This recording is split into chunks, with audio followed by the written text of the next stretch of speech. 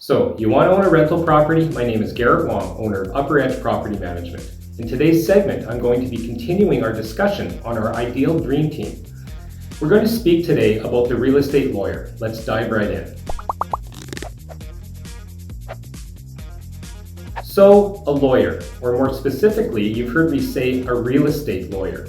What can a lawyer do for you? How important are they? Well, this is one discipline I'm fairly certain it's almost impossible to do it yourself. When we refer to a real estate transaction, we have things like land title searches, placing a mortgage on the property, making sure there is insurance in place before you get your keys.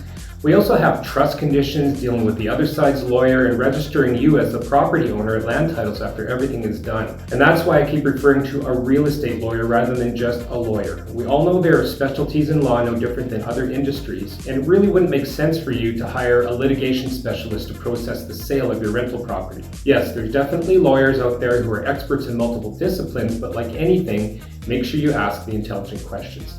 But let's back up a bit. The real estate transaction, while important, is somewhat straightforward for any real estate lawyer. When we refer to our dream team, however, what do you need from your real estate lawyer? Well, I mentioned this before. You need advice. If you're just getting into investing in rental property, ask some of the same questions you asked your accountant. Should you own the property in your own name?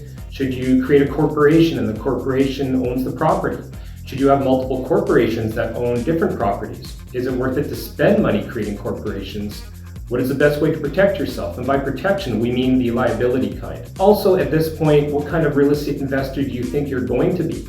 You might be considering taking on investors or forming a joint partnership with other fellow investors. You want to make sure your lawyer is familiar with most of these things. And I think my 2-minute deadline is fast approaching. So we'll see you next episode where we'll be discussing the next piece of your team, the realtor. Thanks for watching.